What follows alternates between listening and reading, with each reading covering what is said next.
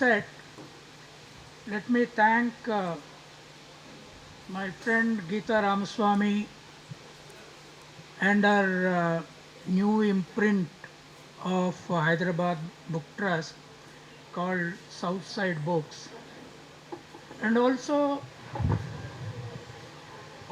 three of these friends, I've been engaging with them, and Manikant, who has been part of our activity, Soumya, whom I know for quite some time as part of our ideological companion, and Ravikant came in touch with us, a bitter critic of our work, and we loved him for that. So, for all friend of mine, Kaki Madhavrao, 84, coming at this age, and Madhu Yaski, who is a political activist. Now, before I talk something about the book, about the politics of publication. You know, my first book, Why I'm Not a Hindu, manuscript, I sent to one of the major publications located in Hyderabad itself. And within a month, the owner of the book publishing house, wrote a counter book to that by rejecting it and sent it to me. And unfortunately, I lost that manuscript, otherwise I would have published. And this book also I submitted to them, and they said we'll send to 3 referees and then get back to you. After 3 months, they said we are rejecting it because 3 referees rejected it. Now the rejection seems to have started with the title itself. Then of course the contents. But I was very serious that some publication, small publication like Samya did Why I'm Not a Hindu. And Geeta just started. I asked Geeta, would you do it? She said, yeah, absolutely, I will do it. And they have done a wonderful job as a team of editors. Then I must tell this girl who is introducing me, her end name is Gupta, Deepanchal Gupta. Then she was part of the editorial team. Some of the critical remarks that she made in the editorial part of it, I really liked. I thought, a Gupta with my mind, correcting me positively. So that was a strange, and then I called her and I said, I want to see you. So now Manikant said, you know, at the age of 72, I wrote this book. I may write some more, may be possible, may not be possible. But those of you who have this book in hand, just look at the contents. I'll start with that. I will not take much time, Deepanchal. The introduction is a starting point with the farmers' 1.5 years, 700 lives lost battle against a massive central government, and it defeated them. So the rebellion is not a lost rebellion but a successful rebellion. Then I thought, this is not just farmers' thing, the base of it is the Shudra. Though Dalits are part of it and that. Therefore it starts with that. The Shudras in Hindutva living without soul. So this is a very critical thing. How Shudras in Hindutva are living without soul, Their body is with them, but the soul is elsewhere. Then second one, the spade and the book. Can anybody imagine that spade and book could be comparable? That too, a new civilizational discourse. How spade becomes an agency of civilization. Third, Shudra and the dynamics of controlled cognition in history. How their cognition, their very consciousness, very stimulation of brain is controlled by the Brahmanic forces in history. Then when I was reading back into history, the Shudra kings, I was shocked. How Shudra kings were not at all rulers. It were the Brahmin ministers who were rulers. All through, right from the Gupta dynasties, but then I got a very solid evidence from Sahu Maharaj.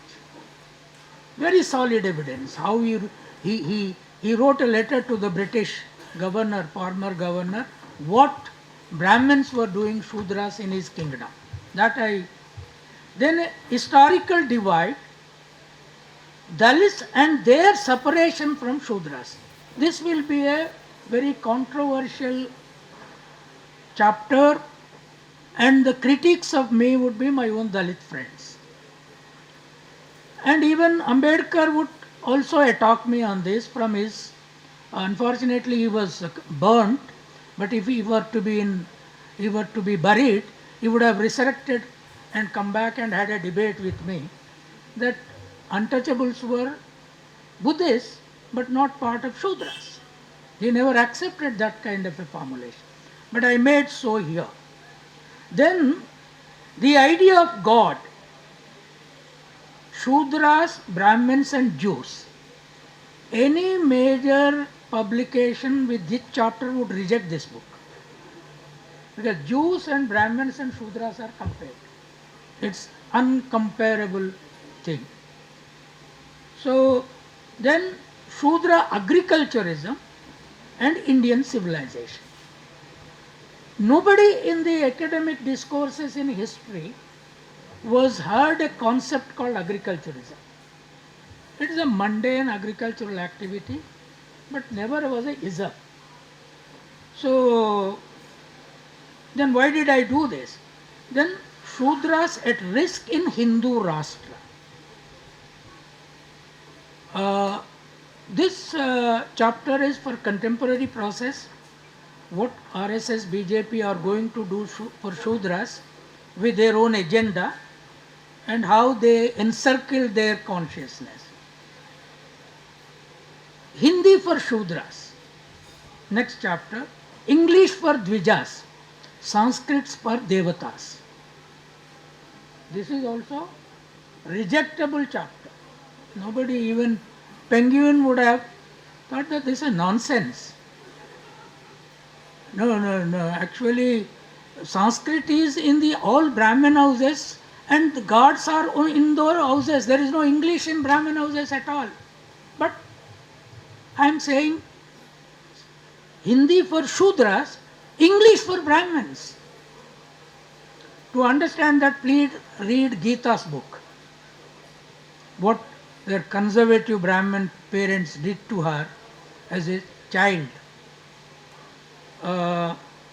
Then the last chapter is Shudra English nationalism. Is it possible to assume that in English nationalism, maybe there could be a case against me, there are already 5, for saying that I am asking for English nationalism. This is unacceptable. Already maybe dozens of foreign Christians must have been sitting in my house to create English nationalism here. So this is the framework. But then where did I begin this very idea? The first major departure Is it raining? Yeah. Oh, I can't see that.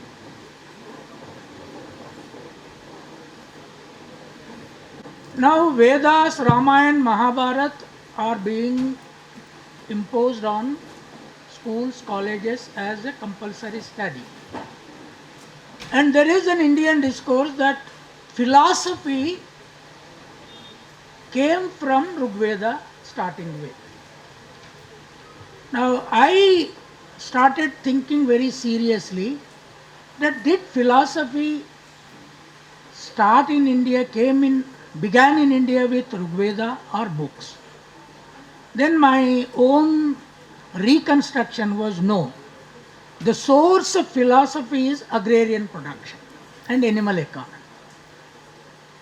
It is wrong to think that there is no philosophy in food producer's mind.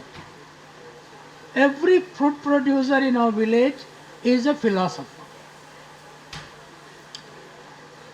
And book is not the original source of philosophy. And such books which are written with an assumption that philosophy comes from either man's brain or from an abstractive idea is absolutely mythicizing the whole human civilization and life itself. Therefore, philosophy started in agriculture. And who started this philosophical discourse and knowledge? The issue for all political parties. Where did the development begin in India? Who started the whole process of development? So my first reflection was development in India began much stronger than China, Egypt, Israel, Greece, in India with the Harappan civilization. Who built it? It is the Shudras. The idea of Shudra is not post-Vedic, but the idea of Shudra was pre-Vedic. They themselves must have called themselves Shudras who were animal economists, agrarian labor, working masses, and therefore claim this Shudrahood right from the prehistoric availability of our existence. It is not from Rigvedic source. Now what seemed to have happened was the Rigvedic Aryan Brahmins made them slaves and declared that you are Shudras, you are slaves, that's all. But the Shudra existed there earlier. And it existed now. But it is completely oblivion. It is so pervasive in our life, Shudra word, but it is completely oblivion in our textual discourse. Brahman exists very strong. All Ramayana, Mahabharata, Vedas are full of only Brahmins and Kshatriyas. There are no Shudras as people. There is no production there. Therefore I thought of constructing history from a Shudra productive agrarian philosophical base through this small book. And I know it is a very difficult project, but a project that could be achieved by future scholars. That is the agenda of the book. And therefore, I request the young scholars who have come from different universities and so on, carefully read each line with a critical eye and with a critical framework to come to an assessment of this nation's future vis-a-vis Hindutva, vis-a-vis Brahmanism and vis-a-vis the Western world and China and the Islamic world on the western side. My assumption is if the Shudra becomes the central force of Indian economy, Dalits will become part of it and caste annihilation becomes possible. Without Shudras, caste annihilation will not become possible. And there will be this problem of atrocities, this problem of hierarchization, this problem of man-woman, this thing. It is there in Brahmin houses. Worst man-woman problems. Sati to burning wife along with husband, it was not never there in Shudras. So let us not worry about, scholarly work should not worry about the contradictions in family and that, because you have to understand the nation and the world. Therefore, this book, when I thought of writing, perhaps as a last possibly, because this has been thought. I'll tell you one anecdote.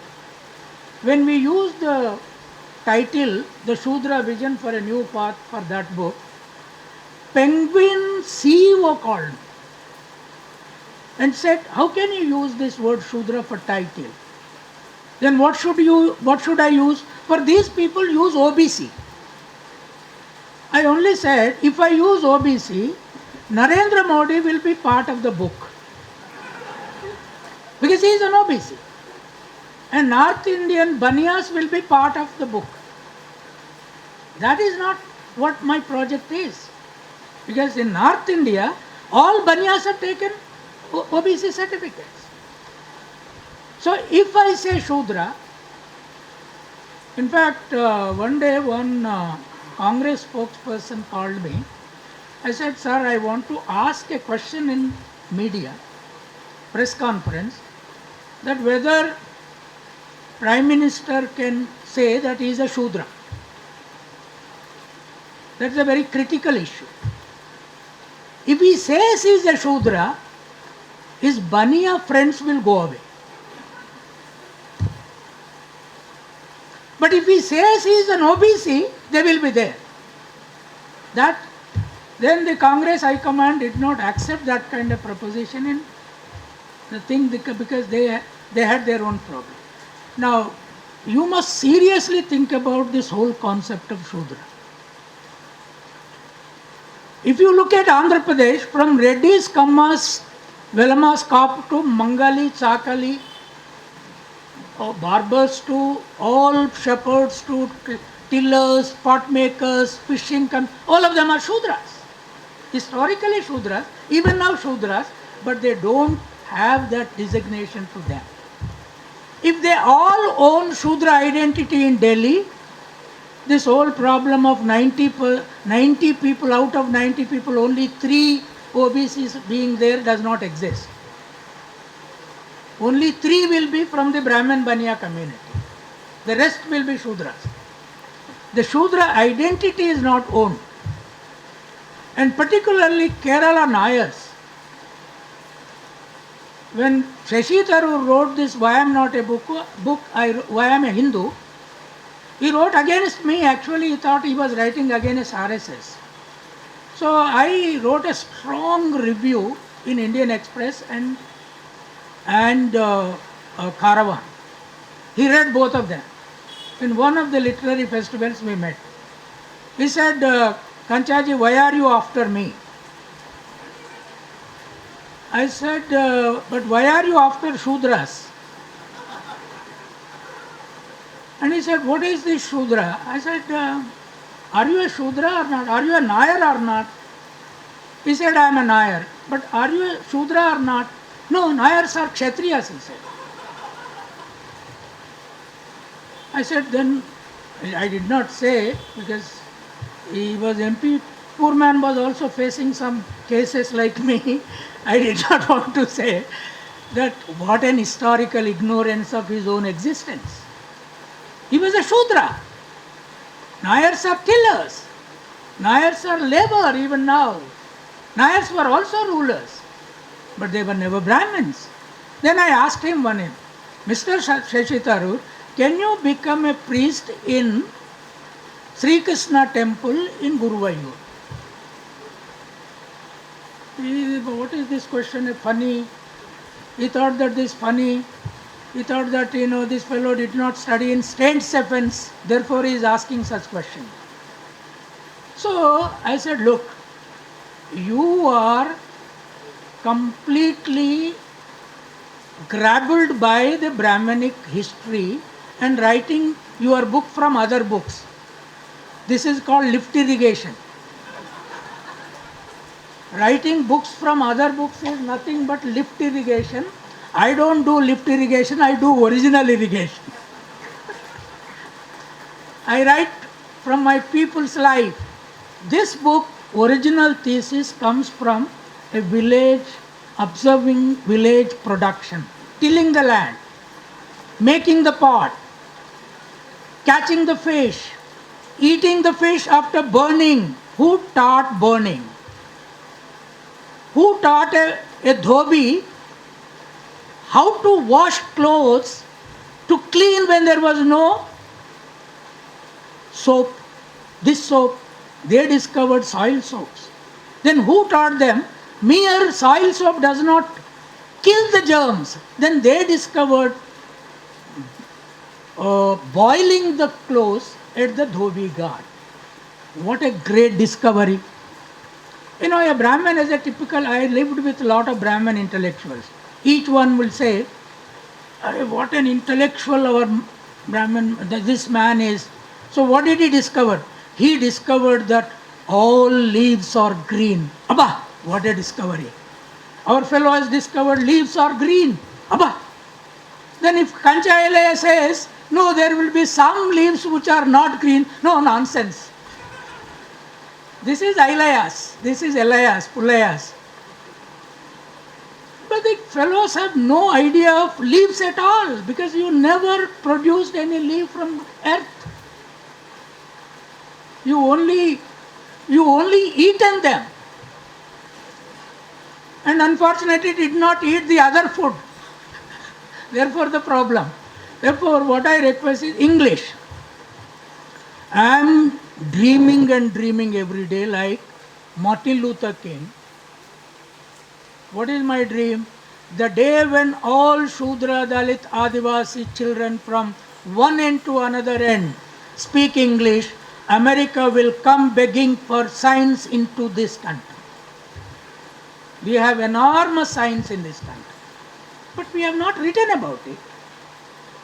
Even in Telugu we have not written.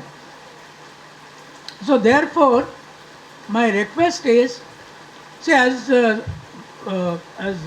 Dechama said, there are problems, but to undo the Hindutva project, all those problems could be set aside. The only way you move forward is unify the Shudra in the mental frame with a strong philosophical root that you are the real builder of this nation. Not the Brahmin. Brahmin has not produced even a ton grain.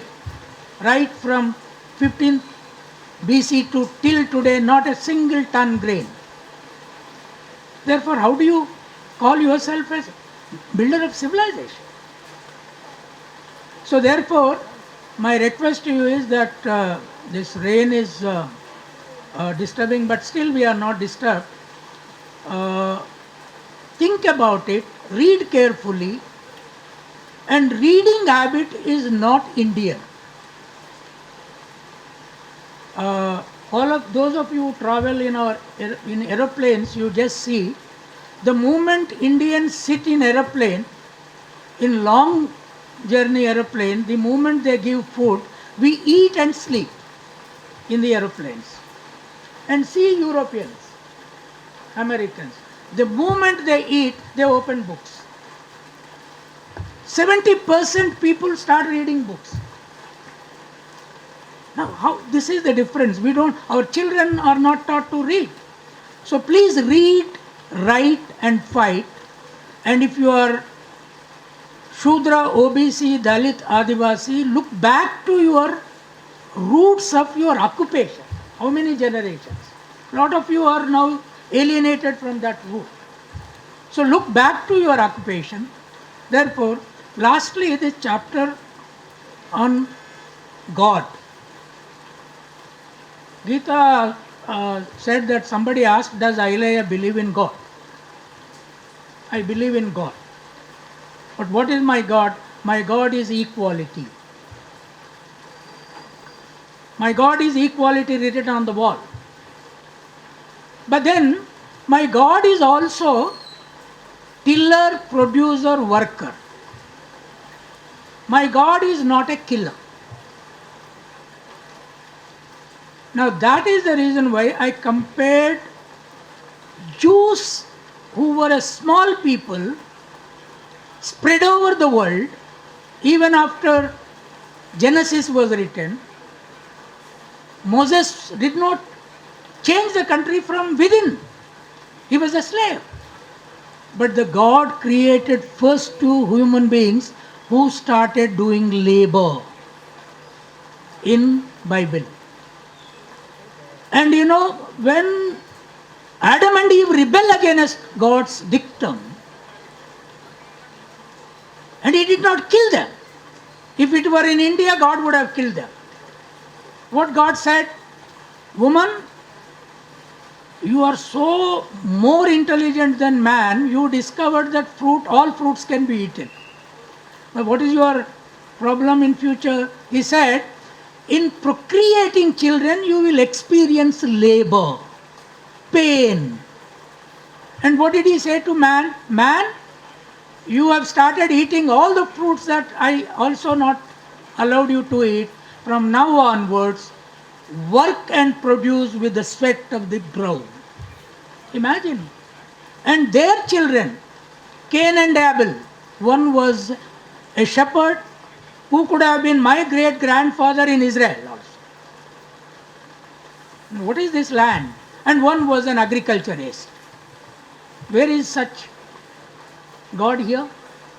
Show me one God, such producing God, working God. God works for 6 days in the Genesis. And seventh day, sixth day, end of the day, he was tired. In India, gods don't tire 24/7. They are not tired at all. Weapons are there in hands. And seventh day, rest. What does that God tell? You have to rest to recreate yourself, to re-work on the land. That is the work. And the Shudra gods are that. You go to Birappa's history, Mallappa's history, this thing. So lastly, the other day, when we installed a big statue of Gadar in Nalamala forest on the way to Srishailam, backside Tirupati temple, a god who eats only cow ghee laddu. And I declared there, O Nalamala people, there is a new god in your forest now, that is Gadar. You worship him, he will not give you only cow ghee, cow laddu, but he will give you freedom and knowledge of English also. Worship him. And that is what my God is. Ambedkar is my God. Phule was my God. Savitri is my goddess. Now, with that idea, if you don't demolish what their gods are, then Shudras will not have history and survival. Thank you. So you can ask questions in spite of the rain. Thank you.